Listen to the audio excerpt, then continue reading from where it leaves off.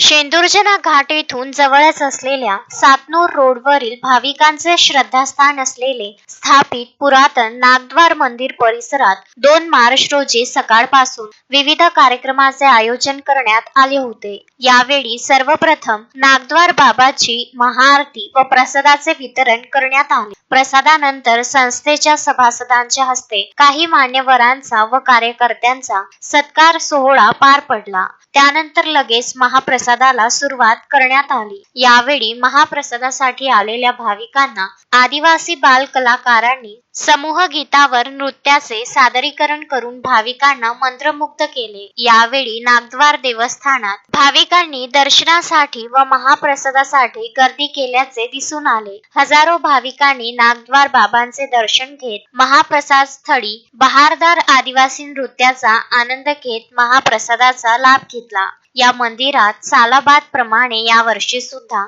महाशिवरात्री महोत्सव साजरा करण्यात आला। त्यानिमित्त भव्य मिरवणूक सोहळा, महाआरती, अखंड ज्योत दर्शन, महादेवाचा डाहका व त्यानंतर महाप्रसादाचे वितरण असे विविध कार्यक्रम पार पडले। या कार्यक्रमासाठी नागद्वार मंदिर समितीचे अध्यक्ष अनिल वसुले, पांडुरंग शिरभाते, मधुकर शिरभाते, राजू होले, नंदुभाऊ शिरभाते, जयप्रकाश भोंडेकर, शरद पाटील, उद्धव फुटाणे, गोपाल होले, विलास ढोरे, बंडू तडस, चंदन खेळडे, सुनील होले, आशिष डहाके, निलेश होले, गिरीश फुटाणे, सचिन भोगे, मोहन गणोरकर, पवन बोके यांच्यासह अनेकांनी अथक परिश्रम घेतले।